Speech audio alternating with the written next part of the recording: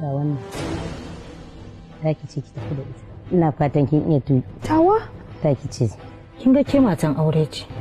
Ya kamata ki yi taka tsantsan. Zan yi taka tsantsan, amma duk yanda zan yi in mallaki gayan nan sai na mallake shi. Ki dan baki da kunya a gabana kuma a cikin wannan dare kike waya da samarin ki ko? Ya haƙuri dan Allah siya. Wannan ai rashin kunya ne. Ni fa ba da kowa nake waya balili ne kuma ba saurayi na bane ba. Ke Rahama. Wuce gida. Whoop Season 2. Produced by Suleiman Sasisu.